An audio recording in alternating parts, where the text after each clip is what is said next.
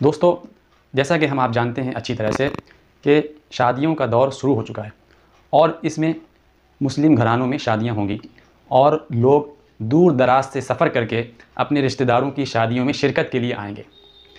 یہ بات در حقیقت ہے، مسلم ہے، ولیمے کی دعوت قبول کرنا مسنون ہے، اور جس نے دعوت کو قبول نہیں کیا وہ گویا کہ اللہ کے رسول صلی اللہ علیہ وسلم کے فرمان کو ٹھکرانے والا ہے۔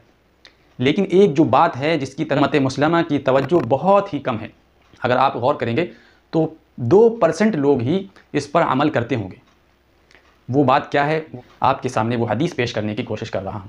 حضرت ابو ہریرہ رضی اللہ عنہ کی حدیث ہے، صحیح حدیث ہے، بخاری میں ہے، مسلم میں ہے، ابن ماجہ میں ہے، اور حدیث کی ہر بڑی کتاب میں یہ حدیث موجود ہے۔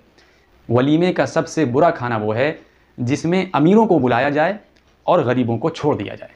کیا کبھی ہم نے اس میں توجہ دی کہ کتنی دعوتیں ہم کھاتے ہیں اور کھلاتے ہیں، اور ہم خوش ہوتے ہیں کہ ہم نے ایک سنت پہ عمل کر لیا، ہم نے ولیمے کی سنت کو ادا کر لیا۔ یہ بات بالکل سچ ہے، حق ہے کہ ہم نے سنت کو ادا کر لیا، لیکن یہ بات کہاں تک ہے سچ ہے کہ ہم نے اپنی دعوت میں غریبوں کو کھلا دیا؟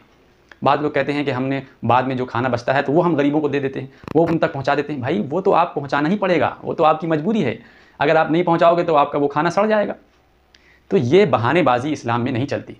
اس حدیث کی جو روح ہے اس روح پر کیا عمل ہو رہا ہے؟ یہ تقاضا ہے حدیث کا کہ آپ اپنی دعوت میں، اپنی کرسی میں، اپنے دسترخوان میں غریبوں کو شامل کریں، یہ نہیں کہ آپ ان کو کھانا پہنچا دیں۔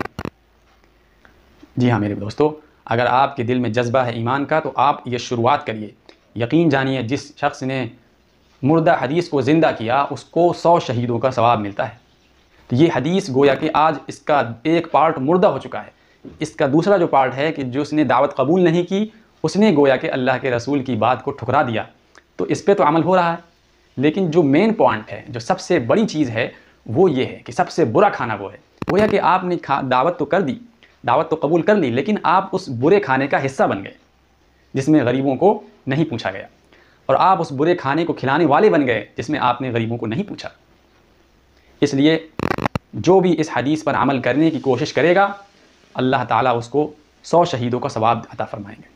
اگر ویڈیو پسند آئے تو اس کو زیادہ سے زیادہ شیئر کریں اور اس گھر تک یہ بات ضرور پہنچائیں جس گھر میں شادی ہونے والی ہے اور اس کے اندر دین کا تھوڑا بہت جذبہ ہے۔